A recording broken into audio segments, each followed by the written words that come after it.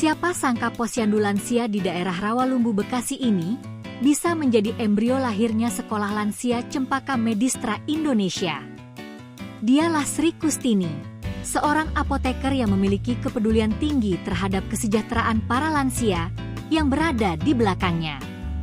Sri dengan jujur mengakui tidak pernah terpikir untuk bergabung dan mengelola sekolah lansia ini.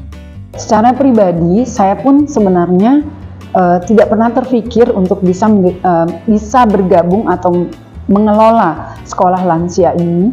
Tapi begitu diinisiasi oleh Stikes, saya mencoba mencari informasi sejelas-jelasnya, barulah tergugah bahwa ternyata memang selayaknya segera dibuat sekolah-sekolah lansia, bukan hanya di wilayah kami, tapi di seluruh wilayah Indonesia.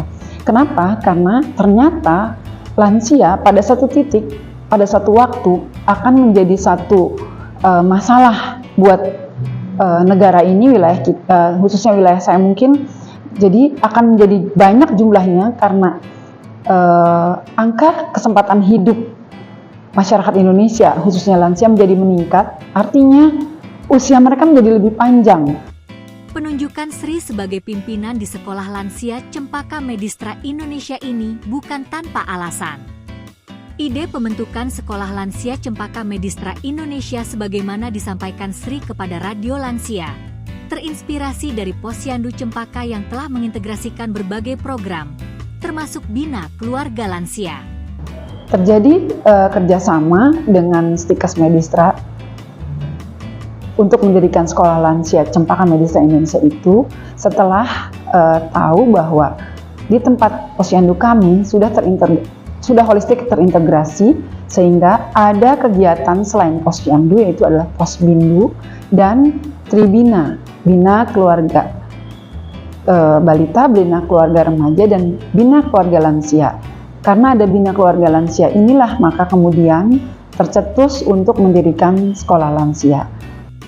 Pendirian Sekolah Lansia Cempaka Medistra Indonesia ini pun telah mendapat restu dari pemerintah Kota Bekasi melalui Dinas Kesehatan Kota Bekasi.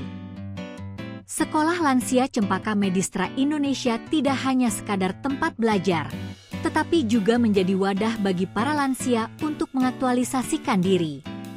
Dengan kurikulum yang berbasis 7 dimensi lansia tangguh, para peserta diajak untuk tetap aktif, sehat, mandiri, dan produktif. Pada dasarnya sekolah lansia itu menyelenggarakan pendidikan non-formal tapi teratur sebagaimana seharusnya sekolah. Jadi pendidikan di sekolah lansia berjalan selama 1 tahun atau 12 bulan karena belajarnya pun hanya 1 kali pertemuan sebulan yang rutin. Yang formal rutin belajar adalah 1 kali setahun dengan kurikulum yang sudah tersedia, mengikuti acuan dari BKKBN, mengikuti 7 dimensi lansia tangguh dengan tujuan mencapai lansia smart, sehat, mandiri, aktif, produktif, dan bermartabat. Selain mengikuti kurikulum yang telah ditetapkan, sekolah lansia ini juga dilengkapi dengan kegiatan ekskul yang dilakukan secara rutin setiap hari Jumat. Angklung dipilih sebagai salah satu ekskul yang bertujuan untuk membantu melatih fungsi motorik sekaligus fungsi kognitif para lansia.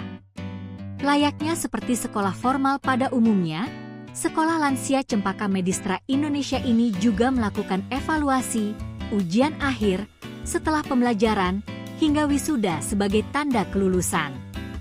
Sekolah yang menggunakan Aula STIKes Medistra Indonesia, Jalan Katmutia, Kota Bekasi ini sebagai tempat belajar rutin, sudah mewisuda 131 peserta yang telah melewati rangkaian kegiatan sekolah standar 1, S1, dan mendapatkan sertifikat kelulusan dari Indonesia Ramah Lansia.